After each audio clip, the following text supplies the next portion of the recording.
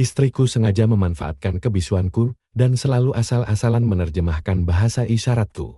Saat aku bilang ingin pergi, dia malah mengartikannya aku minta hadiah, lalu mentransfer 30 juta yuan. Bahkan, saat aku jujur pada cinta pertamanya, kalau aku cuma pengganti, dia malah membentak pria itu untuk segera pergi.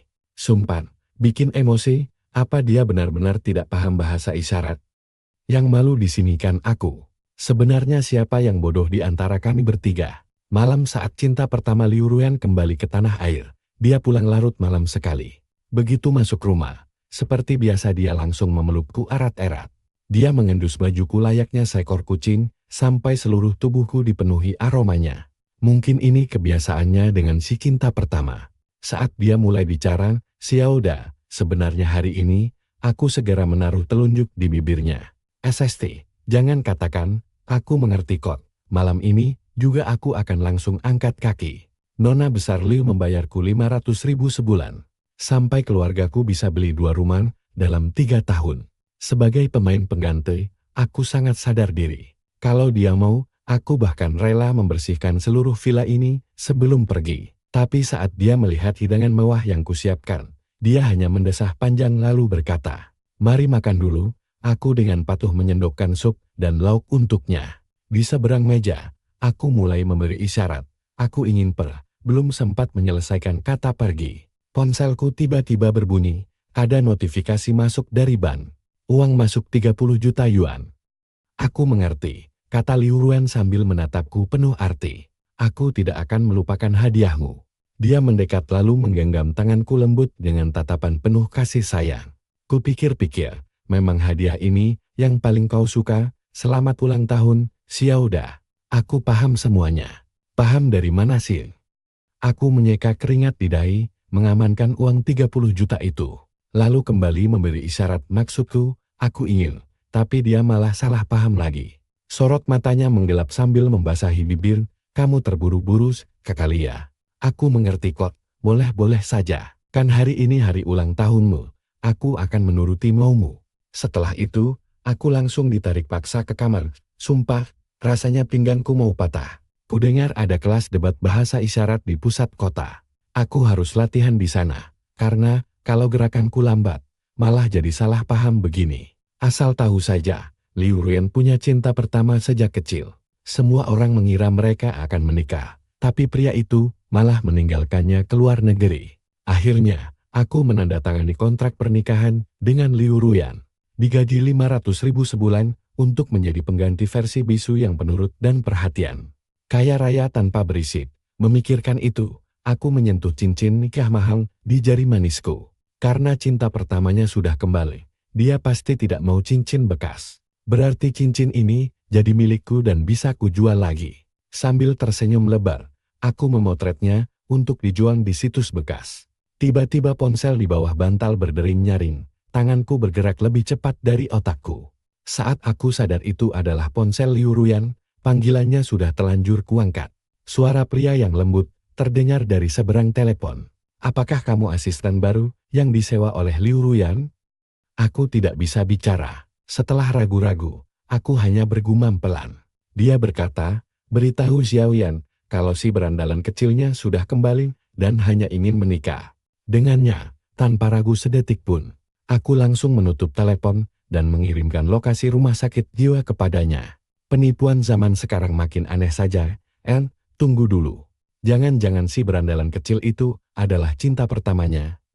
Hubungan mereka unik juga ya. Aku seketika merinding dan buru-buru menarik kembali pesan tadi.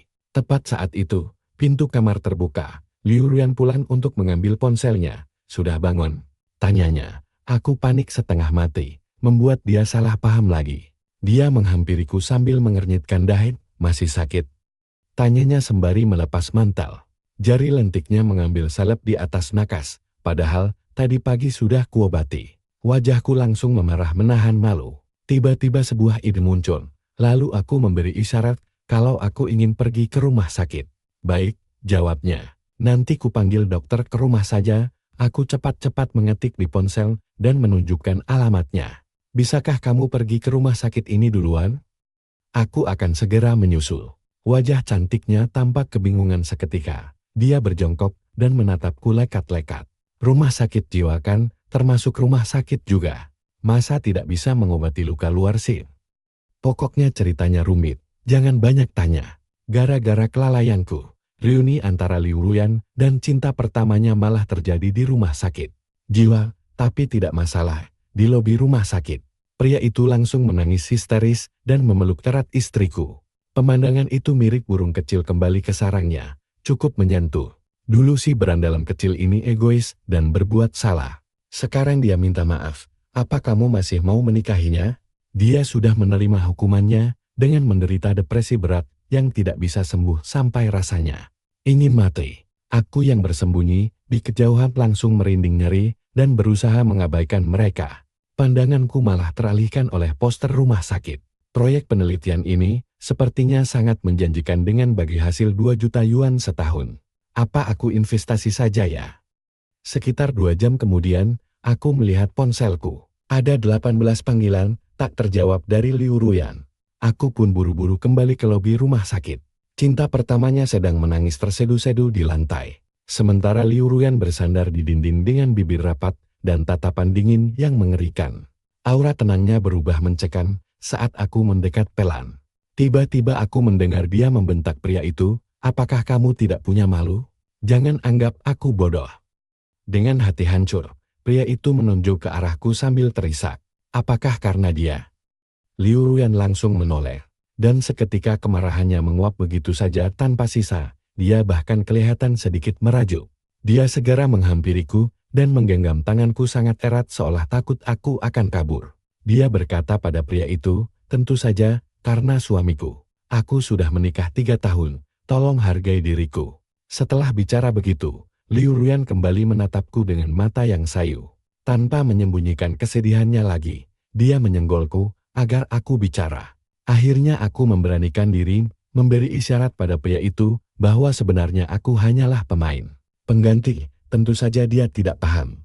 Tapi tumpukan dokumen investasi yang kupegang malah terjatuh berserakan di lantai. Liu Ruyan melihatnya, memungut selembar kertas, lalu menyodorkannya ke pria itu. "Biar ku jelaskan maksud suamiku, karena kamu pasti tidak paham. Dia berinvestasi di rumah sakit ini khusus untuk mengobati orang sakit jiwa sepertimu. Cepatlah berobat, kalau kurang uang, suamiku siap membantu daripada kamu bikin malu." "Apa benar begitu maksudku? Kenapa kamu sok tahu lagi sih? Jiboda, aku harus memperjelas perasaanku padamu. Seperti janji suci pernikahan kita. Kamu adalah satu-satunya yang tak tergantikan dan paling kucintai. Dulu, sekarang, dan selamanya tetap begitu." Saat perjalanan pulang, Liu Ruyan yang menyetir mobil. Dia sesekali menatapku lewat kaca spion dengan pandangan tajam, membuatku agak merasa bersalah. Janji pernikahan kan cuma formalitas saja. Aku juga pernah berjanji untuk selalu setia, padahal diam-diam aku menabung uang sendiri. Apalagi setelah mendapat 30 juta kemarin, aku sudah berencana cerai dan pulang kampung. Untuk menikmati masa tua lagi pula, aku dan Liu Ruyan baru kenal 3 tahun 1 bulan. Kalau bukan, karena aku mirip cinta pertamanya. Mana mungkin dia bisa sangat mencintaiku, sampai tergila-gila. Seolah bisa mendengar isi pikiranku, dia mendadak mencengkeram erat setir mobil, dan bersuara lirih, "Kamu tidak perlu melakukan apa-apa, beri aku waktu, akan kubuktikan padamu." Aku bingung harus merespons apa, jadi aku hanya mengusap kepalanya lembut. Antara cinta atau uang, aku sudah menentukan pilihan sejak menandatangani kontrak pranikah dulu. Dibandingkan wanita yang tulus mencintaiku, aku lebih memilih menjadi miliarder mandiri. Hari ketiga setelah cinta pertamanya kembali, dia mengajakku bertemu di sebuah kafe. Untuk pertama kalinya, aku merasa kesal, karena tidak bisa bicara. Sebab aku hanya bisa mendengarkan dia mengoceh, tanpa bisa memotongnya. Dia lalu menunjukkan bukti pembelian cincin nikahku sambil tersenyum sinis. Ejekan, dia bilang Liu Ruyan hanya menjadikanku penggantinya saja, dan aku pasti merasakannya. Jujur saja, akulah tokoh utamanya, karena aku punya sistem hebat untuk menaklukkan Liu Ruyan. Dia ingin melihatku merasa rendah diri dan marah-marah. Tapi aku malah menuliskan pertanyaan di kertas. "Berapa anggaran dari sistemmu untuk mengusirku?" Pria itu langsung tertegun. Dengan wajah polos, aku menunjukkan QR pembayaran padanya. Menjual cincin lewat aplikasi butuh biaya admin yang mahal, jadi lebih baik bayar langsung saja. Aku pun melepas cincin nikahku dan memamerkan setiap detail ukirannya. Namun, sebelum uangnya ku terima, aku tidak akan melepaskan cincin ini. Dia tampak kebingungan sambil meremas celana panjang mahalnya.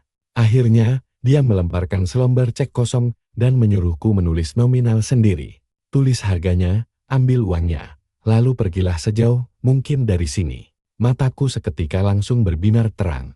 Aku melipat cek itu, hati-hati lalu menyimpannya, sambil memberi isyarat padanya. Baik, sekarang aku akar. Belum selesai gerakanku, kursi di sampingku mendadak bergeser.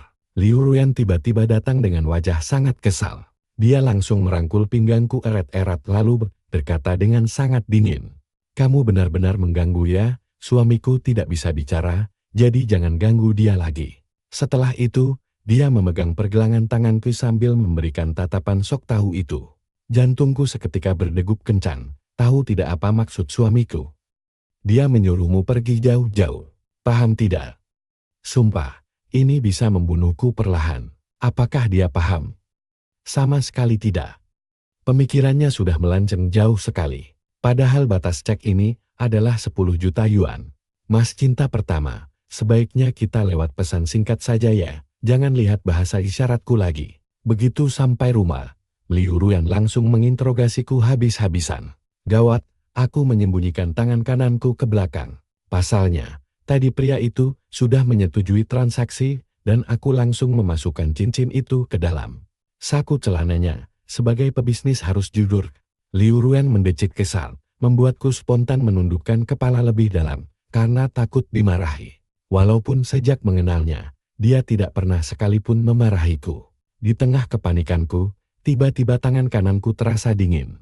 Rupanya Liu Ruyan mengeluarkan sebuah cincin lain dari sakunya, lalu memasangkannya ke jariku. Sensasi dingin dan berat itu membuat jantungku berdebar tak karuan. Maaf ya, yang dulu terlalu murah. Cincin berlian asal Afrika Selatan ini harganya 46 juta yuan. Kalau hilang tidak akan ada yang berani mengambil, dijual pun tak ada yang berani beli. Pakai saja buat mainan ya sayang. Aku melongo heran melihat senyum bangganya sebelum dia kembali ke ruang kerja. Untuk pertama kalinya aku sangat bersyukur menjadi orang bisu karena saking terkejutnya sampai tidak bisa berkata-kata, pamer kekayaan yang sangat mendadak. Mungkin aku harus bertahan beberapa hari lagi. Siapa tahu statusku naik dari jutawan menjadi miliarder. Malamnya, dia terus menggenggam tanganku erat sambil menunjuk-nunjuk ke arah laci nakas. Esok harinya, setelah berpikir keras, aku meletakkan sebuah buku di atas nakas sebagai hadiah balasan untuknya. Buku panduan belajar bahasa isyarat dari Non. Dia sangat senang sampai tidak pulang 3 hari. Pertemuan berikutnya terjadi di kantornya, tapi aku bukan mau mengantar bekal, melainkan sebagai investor utama proyeknya. Aku membagi uangku menjadi 3 bagian. Dengan lebih dari 10 juta yuan khusus dialokasikan untuk investasi fleksibel. Kali ini aku tertarik pada proyek teknologi yang sangat menjanjikan. Asistennya hendak mengantarku ke ruangannya, tapi aku malah berbelok arah dan bergabung dengan 10 investor retail lainnya ke dalam ruang rapat. Sang asisten langsung melongo tidak percaya. Namun, Liu Ruyan meresponsnya dengan santai, suamiku ingin berbisnis, apa ada masalah? Wajahku memerah, lalu segera menutup rapat pintunya. Dia pun tersenyum manis lalu berlutut di depanku. Sambil menatapku dengan lekat, terima kasih bos investor, karena sudah mempercayai grup kami. Aku akan bekerja keras untuk menghasilkan uang untukmu. Aku agak panik dan segera memberi isyarat bahwa aku benar-benar tidak tahu kalau perusahaan itu miliknya. Aku berinvestasi murni karena prospeknya sangat menjanjikan.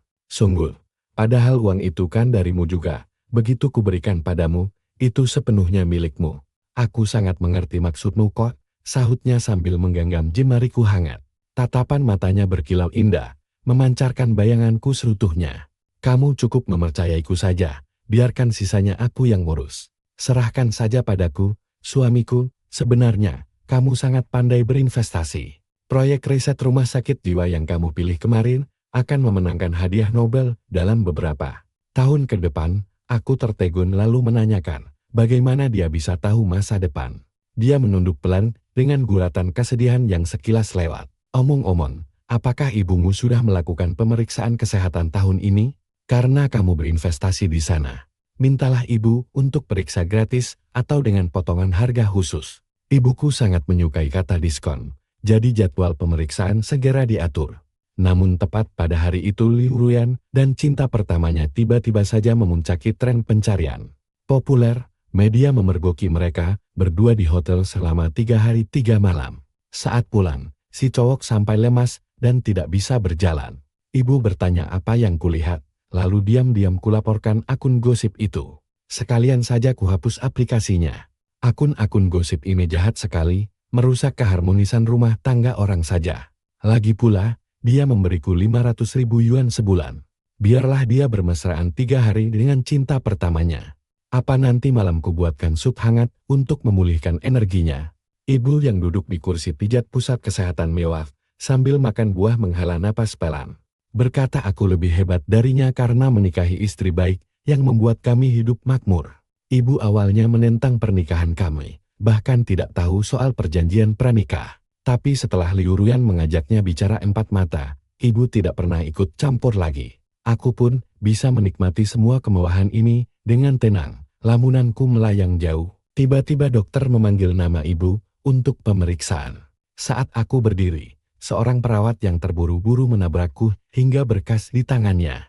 Berserakan, dia meminta maaf berulang kali. Sambil mengusap bahu, aku membantunya memunguti kertas-kertas itu hingga mataku tertuju pada selembar dokumen yang membuatku tertegun. Pasien atas nama Yi Tengcheng dengan tindakan terapi kejut listrik paksa sejak tanggal 7 hingga 10 Desember. Yi Tengcheng adalah nama cinta pertama istriku. Bukankah media mengabarkan dia sedang bermesraan dengan Liu Ruyan selama 3 hari ini? Apakah tubuhnya yang lemas itu sebenarnya akibat terapi kejut listrik paksa? Aku bersumpah. Ini adalah momen paling tak terlupakan seumur hidupku. Aku membuntuti seorang anak magang ke gedung penelitian gangguan jiwa di sebelah. Dengan sedikit bantuan uang, aku berhasil melihat rekaman pengawas di ruang terapi VIP. Selama 3 hari penuh, Yi Tengcheng disiksa dengan setruman listrik di sana. Liu Ruyan sering muncul di kamera, mengenakan gaun hitam yang anggun sambil memegang buku. Dengan tatapan mata yang sangat dingin. Saat Yi Tengcheng menjerit histeris berkali-kali, Liu Ruyan hanya bertanya dengan tenang, apakah otaknya sudah jernih, dan apakah dia masih mau menuruti perintah sistem itu. Ekspresinya yang begitu dingin, membuatku merinding ketakutan di depan layar. Dengan tangan gemetar, ku percepat videonya, dan baru menyadari bahwa hotel mewah tempat mereka di foto berada tepat di dekat gedung rumah sakit jiwa ini. Ternyata, 3 hari yang diberitakan media itu, saat Liu Ruyan dan cinta pertamanya bermesraan. Sebenarnya mereka lalui dengan cara mengerikan ini. Kamu harus menerima hukuman atas kesalahanmu sendiri. Apa sistem tidak memberitahumu? Berisik sekali. Kamu mengganggu jalannya membaca. Tahu apa isi buku ini? Bahasa isyarat adalah dasar dari meniru segalanya. Ini buku yang dibelikan suamiku. Jadi untuk apa aku membacakan ini untukmu? Rekaman video itu langsung terhenti di detik berikutnya. Terlihat jemari Liu Ruyan yang dengan lembut mengelus sampul buku dengan tatapan penuh kasih. Sayang, kontras dengan wajah Yi Tengcheng yang meringis kesakitan di depannya. Berteriak kencang bagai anjing gila. Aku mendadak lemas dan terduduk di kursi. Rasa takut yang luar biasa mulai menjalar dari lubuk hatiku. Sistem, cinta pertama, mungkinkah semua itu hanya alasan bagi Liu Ruyan saat dia tidak lagi mencintai seseorang? Apakah orang yang tidak dia cintai akan bernasib tragis seperti Yi Tengcheng? Lalu, apakah giliran berikutnya adalah aku? Mungkin, karena terlalu syok, sesampainya di rumah aku langsung tertidur lelap sampai sore hari. Aku terbangun saat mendengar suara pintu terbuka. Liu Ruyan masuk, menggantung tasnya, lalu mengganti sepatu dan mencuci tangannya. Dia tidak suka ada orang asing di rumah. Jadi urusan bersih-bersih dan memasak selalu dia lakukan sendiri. Dia masuk ke kamar mencariku, dan seperti biasa, langsung memelukku erat. Dagunya bertumpu di bahuku sambil mendusal manja. Tak lama kemudian, dia bergumam manja, berkata tidak suka aroma disinfektan di tubuhku. Tubuhku seketika menegang dan mencoba menghindar. Tetapi kepanikan di mataku langsung tertangkap olehnya. Dia pun mengeratkan dekapannya dan menindihku di atas kasur, membuatku terhimpit di kaca. Terpaksa aku memberanikan diri menatap matanya. Liu Ruyan sangat cantik, kulitnya putih bersih, dengan tahi lalat samar di bawah mata kirinya. Hanya aku yang tahu kalau dia sedang bergairah. Tahi lalat itu akan memerah seperti darah, menunjukkan pancaran cinta yang begitu mendalam, hampir seperti badai yang mengamuk. Saat ini dia menatapku dengan pandangan lapar bagaikan sedang mengincar mangsanya. Sayang, apa kamu marah karena berita pagi tadi? Semuanya sudah kubereskan kok. Aku dan Yi Tengcheng sama sekali tidak melakukan apa-apa. Tunggu, hari ini kamu mengantar ibu untuk pemeriksaan medis ya. Apa hasilnya kurang bagus? Tidak apa-apa, kalau diobati lebih cepat pasti akan sembuh. Atau jangan-jangan, kamu menemukan ruang terapi itu? Di sana memang ada kamera pengawas. Tubuhku gemetar seketika, reaksi jujurku membuat Liu Ruyan mengerti segalanya. Matanya menggelap. Dia menurunkan bulu matanya, lalu berbisik parau. Jangan takut sayang. Si bajingan Yi Tengcheng itu memang layak mendapatkannya. Aku segera menggunakan bahasa isyarat untuk memohon agar dia melepaskanku. Namun wanita keras kepala itu menolak melepaskanku. Di sela-sela berontakku, dia menunduk lalu menggigit lembut ujung jariku sambil memohon agar aku tidak takut padanya. Dia bahkan terlihat manja. Tingkahnya ini mirip sekali dengan harimau ganas yang pura-pura jinak. Padahal dia bisa saja merobek tenggorokan mangsanya dengan taring tajam. Tetapi malah bersikap manja bagai anak kucing yang memamerkan perutnya untuk merayuku. Menggigit jariku demi membuktikan bahwa dirinya sangat manis dan tidak berbahaya.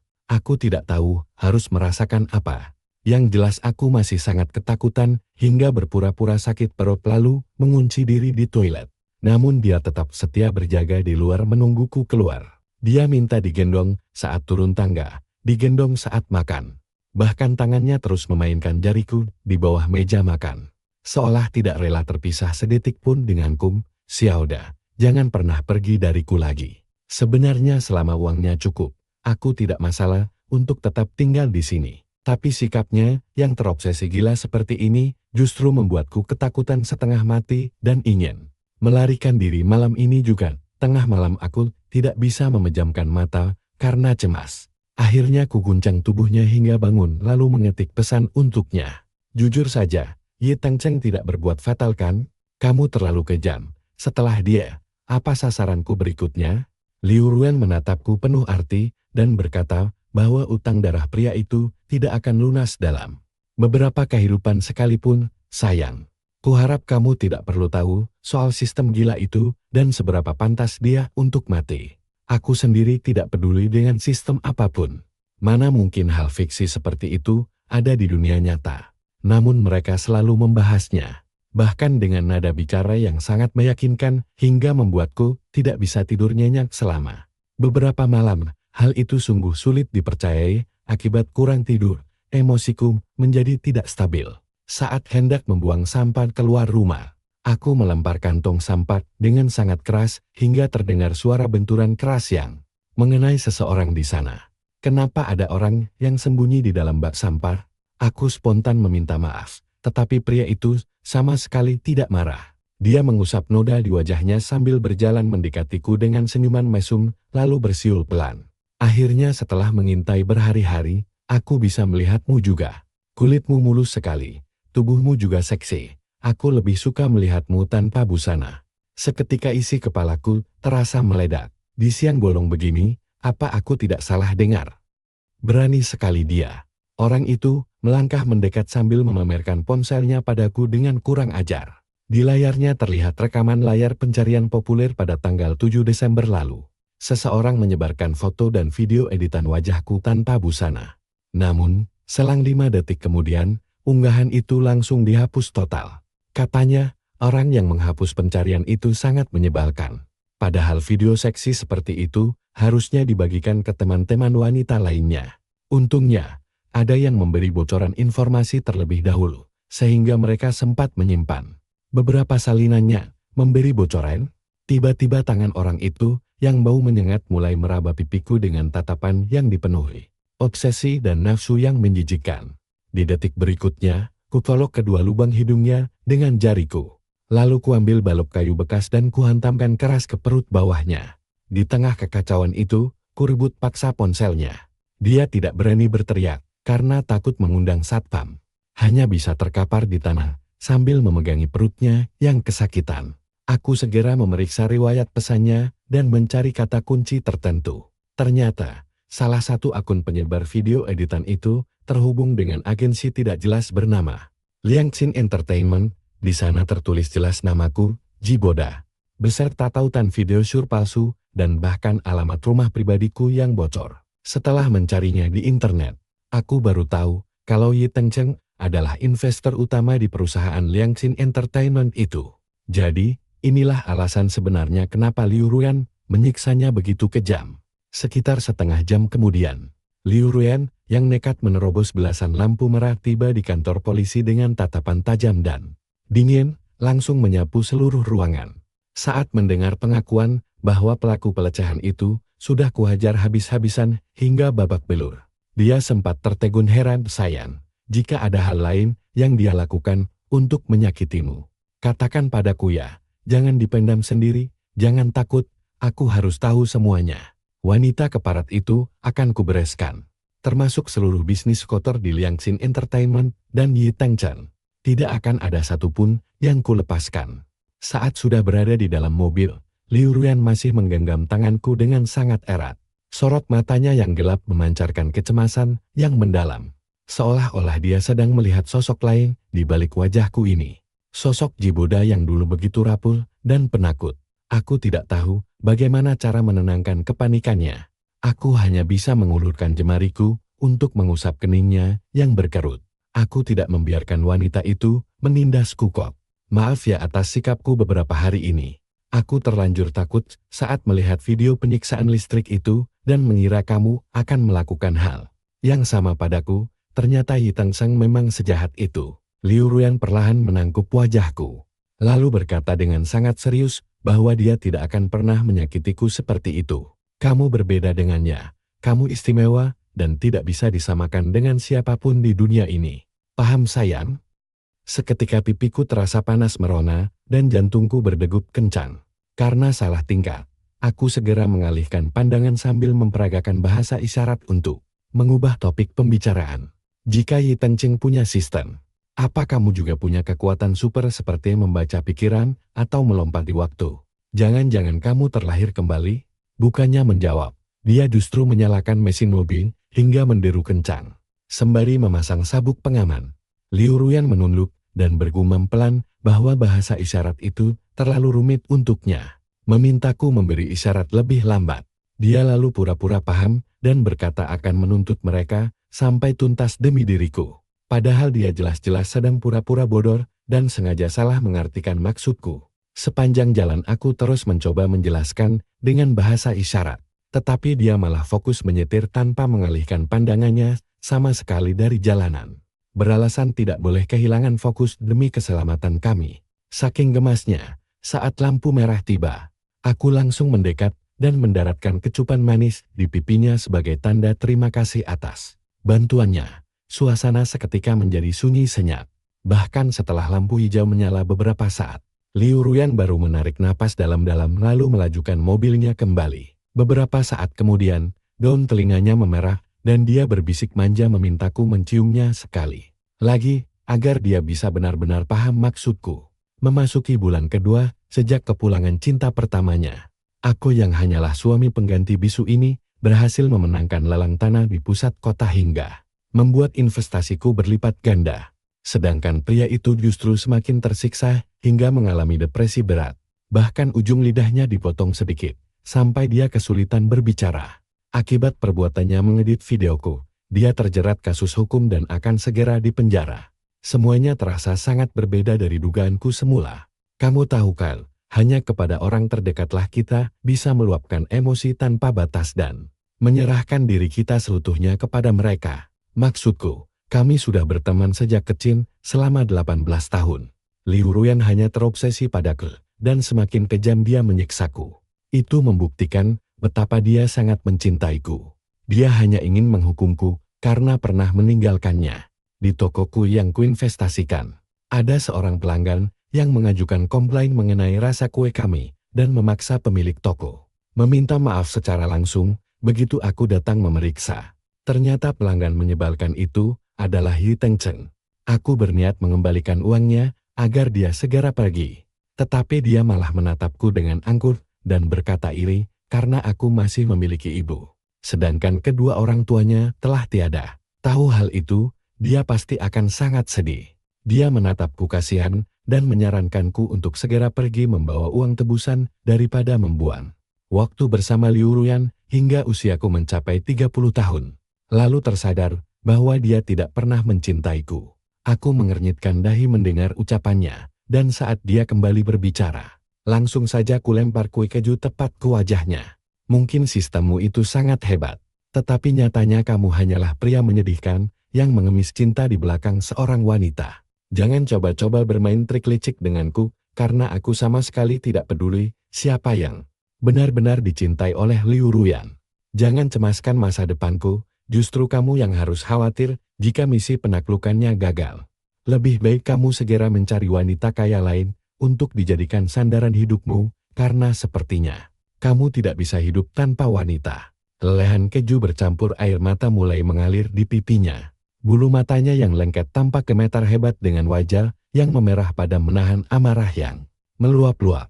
Tiba-tiba dia memukul dadanya sendiri dengan sangat keras, lalu terjatuh dari kursi. Napasnya terengah-engah, dan wajahnya terlihat sangat tersiksa seolah kehilangan oksigen. Sial, jangan membuat keributan di toko kueku. Aku segera meminta karyawanku untuk menelpon nomor darurat 120. Saat kami membopongnya ke dalam ambulans, ponselnya yang masih menyala dalam panggilan video mendadak terjatuh dari sakunya. Percakapan kami tadi rupanya terekam dengan sangat jelas. Dan di seberang layar panggilan itu, ternyata adalah kantor Liu Ruyan.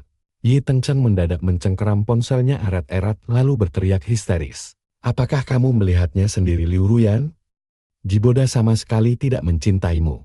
Hanya aku yang mencintaimu setengah mati. Aku adalah pria idamanmu yang pernah kamu janjikan untuk kamu nikahi. Sosok Liu Ruyan hanya terlihat sebagian kecil di sudut layar.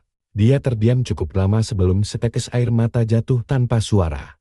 Entah kenapa, hatiku terasa sedikit perih melihatnya. Masa depanku sebagai suami pengganti tampaknya harus berakhir lebih cepat. Sambil menghitung seluruh tabungan yang kukumpulkan selama ini, setelah membayar hutang beserta bunganya, sisanya harusnya masih cukup untuk membelikan ibu sebuah rumah kecil. Penyokong finansialku, Liu Ruyan, tidak pulang semalaman. Tapi kalaupun dia pulang, suasana di antara kami pasti akan canggung. Keesokan paginya, aku berencana mengemas barang-barangku untuk menginap di tempat ibuku yang tinggal sendirian. Siapa sangka, saat aku pergi ke ruang makar, meja sudah dipenuhi sarapan. Lengkap dengan telur mata sapi yang masih mengepul hangat. Kami tidak punya asisten rumah tangga. Jadi pasti Liu Ruyan sempat pulang untuk memasak lalu pergi lagi. Aneh sekali kelakuannya. Di meja juga ada sepucuk surat undangan reuni akbar sekolah. Saat aku hendak mengambilnya untuk melihat lebih dekat, tiba-tiba dari belakang terdengar suara langkah kaki. Ternyata Liu Ruyan ada di rumah, rambutnya yang berantakan menjuntai di dahi. Saat mata kami bertemu, suasana canggung langsung menyelimuti kami. Aku memberanikan diri duduk di meja makan untuk sarapan. Dia pun ikut duduk dengan wajah datar, lalu memotong telur mata sapinya dengan kasar. Tiba-tiba dia bertanya, "Kamu sudah melihat undangan itu?" Aku langsung menegakkan tubuh, menggeleng, dan mendorong undangan itu ke hadapannya. "Aku tidak boleh lancang membaca surat pribadimu." Liu Ruyan melempar garpunya dengan kasar dan langsung berjalan ke ruang kerja tanpa menoleh lagi. Sepanjang hari itu, kami tidak bertegur sapa sedikit pun. Dia bahkan menyiapkan makan siang dan makan malam, bahkan membersihkan pasir kucing. Tapi tetap saja tidak mengucapkan sepatah kata pun. Dia sedang marah, sedang merajuk.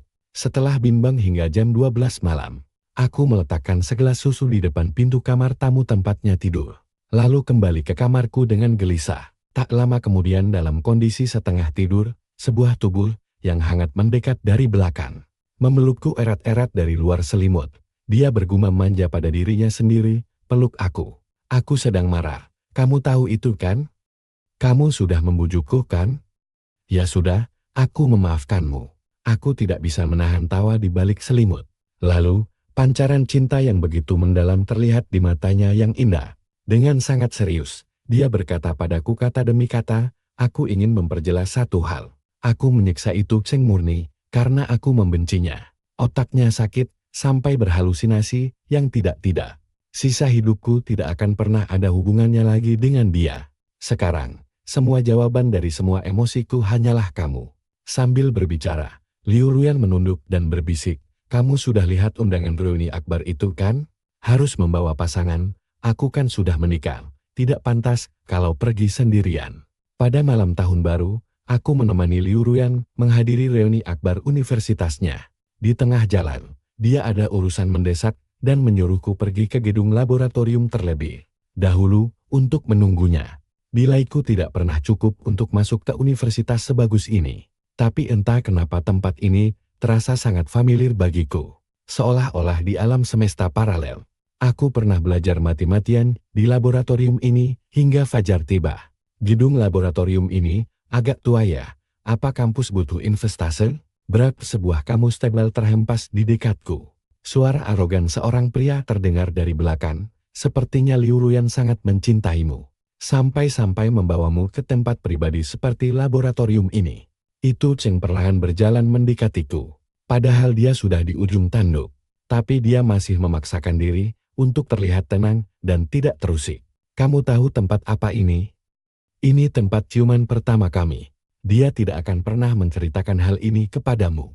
Wanita selalu terobsesi dengan yang pertama. Dan aku sudah meninggalkan jejak mendalam dalam masa mudanya. Kegilaan pria ini membuatku merinding. Aku langsung berbalik untuk pergi namun pintunya terkunci. Sambil tersenyum, itu Cheng mulai mengutak-atik peralatan di atas meja. Alat-alat tua itu segera mengeluarkan asap hitam. Kabel-kabelnya korsleting, memercikkan bunga api ke lantai. Apakah misinya adalah menyetrumku sampai mati? Sebelum otakku sempat berpikir, tubuhku langsung bergerak cepat. Aku tanpa ragu mengambil kamus tadil, lalu melemparkannya ke arah Ikiro Chen. Dia berteriak kaget, kehilangan keseimbangan sambil memegang pena konduktif. Lalu jatuh telentang ke lantai. Tepat saat itu, pintu terbuka.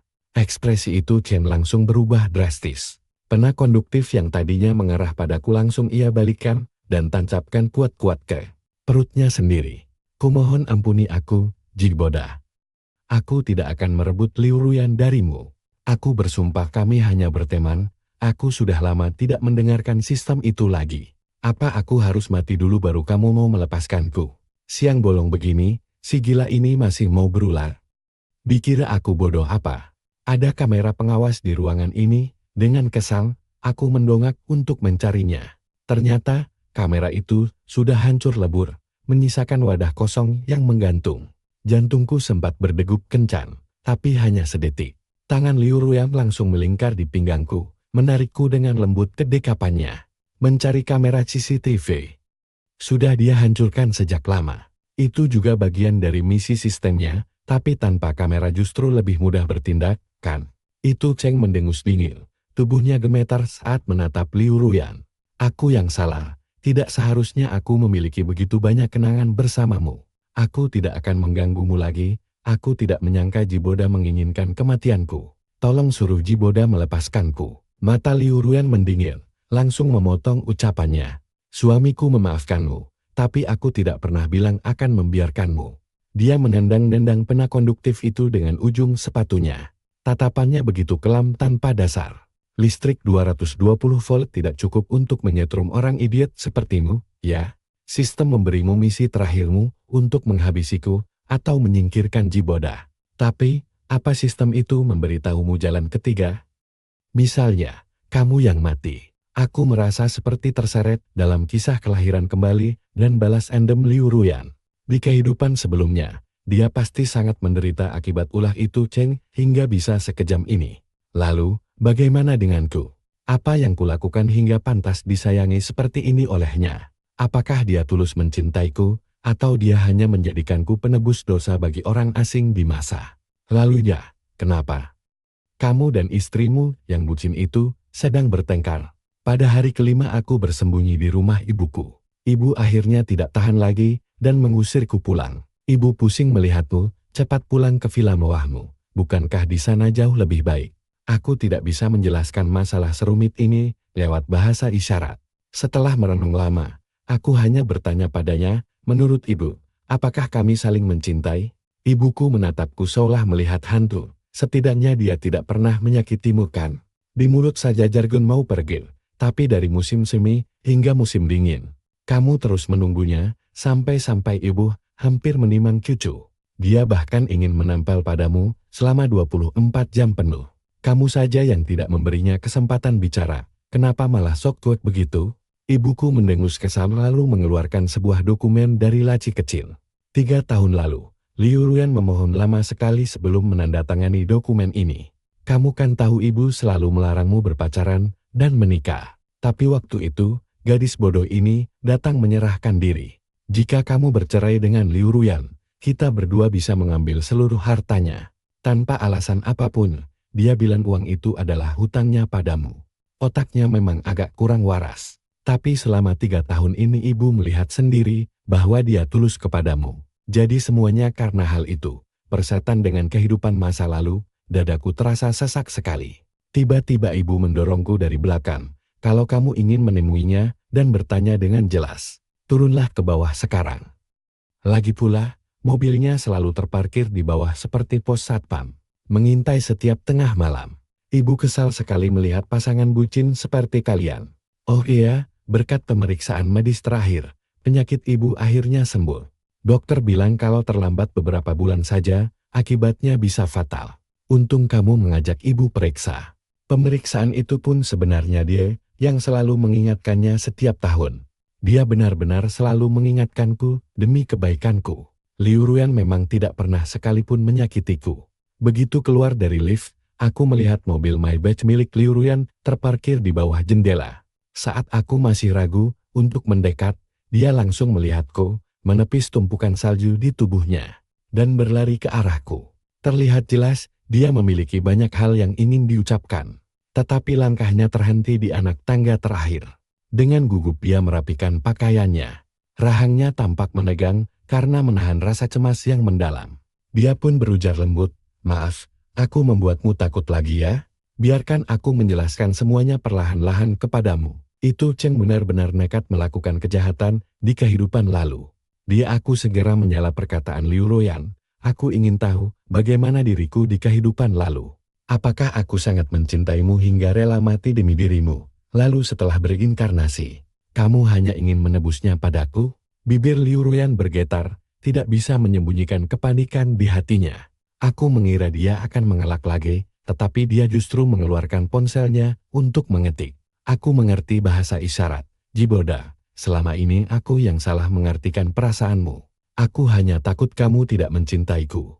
Sudut matanya memerang saat dia berkata dengan getir, di kehidupan lalu. Kamu pasti sudah lama menyukaiku, tapi aku tidak pernah membalasmu.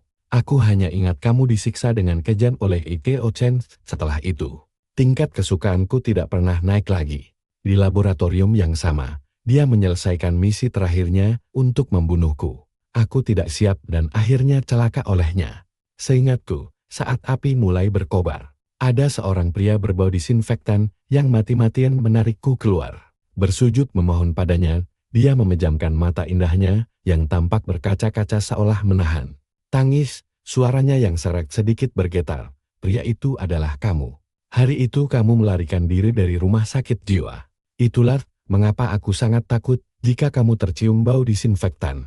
Kami hanya berjarak 1 langkah, namun dia tidak berani mendekat lagi. Dia tampak seperti anak anjing yang merasa bersalah dan dibuang oleh pemiliknya. Berdiri lesu di luar gerbang membiarkan salju menumpuk di kepalanya dan membeku di bulu matanya yang lenting. Dia menarik napas dalam-dalam, wajahnya pucat pasi saat berkata, "Sebenarnya, aku juga merasa memaksamu seperti ini sangatlah picik. Kamu bahkan tidak mengingat apapun tentang kehidupan masa lalu kita. Sebaiknya kita bercerai saja. Aku kembalikan kebebasanmu." Selesai berucap, dia melangkah mundur. Tanpa membuang waktu, aku maju dan menarik salnya dengan erat. Liu Ruyan tersentak kaget. Detik berikutnya, air matanya menetes perlahan. Dia hanya diam mematung tanpa tahu harus berbuat apa. Aku adalah orang yang lebih dikuasai perasaan daripada logika. Selalu bertindak spontan mengikuti kata hati. Aku mengulurkan tangan untuk mengusap air matanya, lalu mendekapnya erat dan menciumnya dengan mesa. Aku tidak pernah meminta cerai. Tapi kamu harus paham bahwa aku yang sekarang berbeda dengan diriku di masa lalu.